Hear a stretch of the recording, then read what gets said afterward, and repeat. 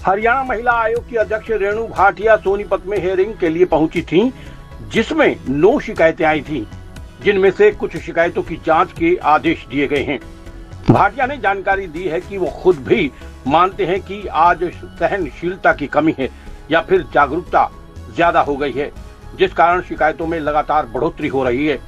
रेणु भाटिया ने कहा कि आज हर समाज से शिकायत आ रही है, जिसमें पढ़ाई को एक तरफ किया गया है। हमारा काम परिवार को जोड़कर रखना है और आज भी कुछ ऐसी शिकायत पहुंची हैं, जिनमें कुछ अनपढ़ महिलाओं की शिकायत उनके पास आई हैं।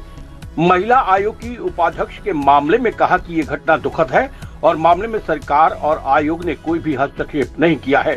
कानून अपना काम कर रहा है। इस दौरान रेणु भाटिया ने कहा कि आज के समय में रिश्तों में दरार पैदा करने में मोबाइल फोन का अहम योगदान है। देखिए, सोनीपत ज़िला आज एक रूटीन हेयरिंग सेशन की वजह से हम आए और हमारे पास लगभग 9 के करीब शिकायतें जो हमने सुनी, रैंडम वाली भी और रजिस्टर्ड भी। कुछ को हमने समय दिया है क्योंकि कई बार रैंडम फैसला लेने से गलत डिसीजन ना हो जाए, परिवार बन सकता है तो वो हम बनाएं। और डे बाय डे बेटियों की शिकायतें बढ़ रही हैं, इसमें कोई दो राय नहीं। या तो उनमें जागरूकता ज़्यादा आ रही है या जो हम देखते हैं आजकल लड़कियों में बर्दाश्त ख़त्म है। लड़के में आजकल ये जो एक बहुत बुरा, जिसको मैं मानती हूँ, एक्स्ट्रा मैरिटल लिव इन, इनकी वजह से जो ये आजकल परिवार ख़राब हो रहे हैं, ये एक बहुत बड़ा फैक्टर है केसेस को बढ़ाने का। और आज आप लोगों ने नोट किया होगा कि 3 से 4 केसेस इसी तरह के थे। प्रोफेशनल्स हैं, वर्किंग हैं, क्वालिफाइड हैं, बावजूद उसके इस तरह के केसेस उनके आ रहे हैं।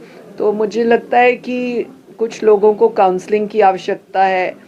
कुछ 1-2 लोग मुझे साइको डिसीजंस के लगे, जिनको मैंने आदेश दिए हैं पुलिस को कि इनको बिठा कर एक बार पूछताछ करिए।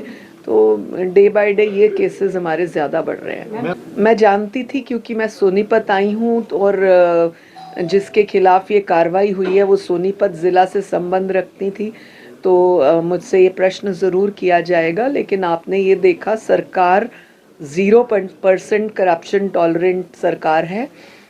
उन्होंने अपना एक्शन किया और कोई इंटरफेरेंस ना महिला आयोग ने किया, ना सरकार के किसी अधिकारी ने या जो सीनियर नेताओं ने किया। क्योंकि अगर गलत है तो वो गलत है हर डिपार्टमेंट के साथ।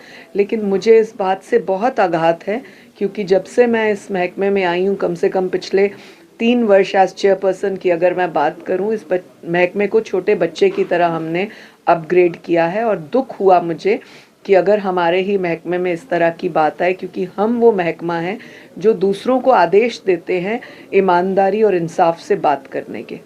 मैम, एक पानीपत में मामला सामने आया है। पुलिस ने हनी ट्रैप के मामले में एक महिला को गिरफ्तार किया था, लेकिन जैसे प्रेस वार्ता होती है महिला हंगामा खड़ा कर देती है, पुलिस पर ही आरोप लगाती है कि मेरे को फंसाया जा रहा है। अक्सर ऐसे होता है जब कोई इस तरह के मामले आते हैं, कोई एविडेंस ना मिले, कोई सबूत पुख्ता ना मिले, क्योंकि आप और हम सबूतों के तौर पर काम करते हैं। जब इस तरह की बात होती है तो आप देखिए कि उल्टी वॉइस हायर कर दी जाती है। लेकिन हमारा एक्सपीरियंस है कि जब आप कोई या तो ठोस बात बताएंगे, सबूत देंगे, या आपका बिहेवियर हम जो जजमेंट भी कर लेते हैं, उससे ही निकल जाता है कि कौन किस दिशा में चल रहा है। मैम, जो जितना ज़्यादा पढ़ा लिखा है तो 50% के करीब रिश्ते लगातार टूट रहे हैं।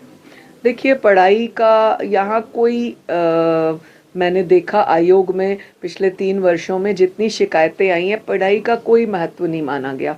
क्वालिफाइड, अभी आपने देखा आज की इंजीनियर्स भी आए हमारे पास, एडवोकेट्स भी आए, प्रोफेसर्स भी आए, मतलब रिनॉन्ड यूनिवर्सिटीज़ के प्रोफेसर रहे वो।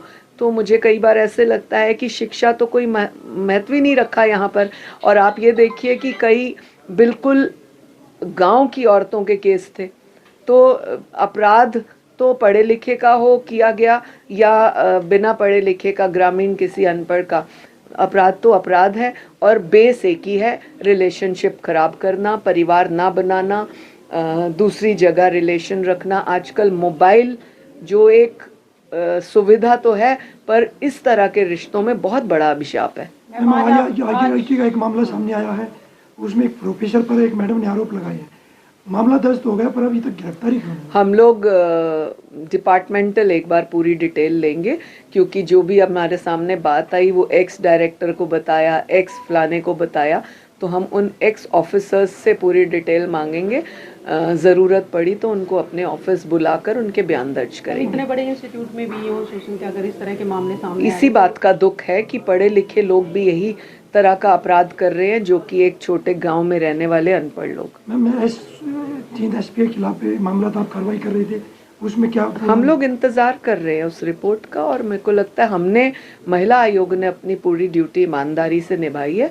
अब पुलिस का काम है आगे की रिपोर्ट देना। मैम, जिस तरह से नायब सैनी सरकार महिलाओं के लिए काम कर रही है, तो दीपेंद्र सिंह हुड्डा का कहना है कि सिर्फ घोषणाएं हो रही हैं, काम नहीं हो रहा। 2100 रुपये महिलाओं को देने की बात भी कही गई थी, क्या कहेंगे? देखिए, हुड्डा जी को बहुत बुजुर्ग हैं, मेरे तो दादा की उम्र के हैं, उनको ये समझना चाहिए कि वो नायब सैनिक जी पर उंगली उठाने से पहले वो खटाखट का आंसर दें।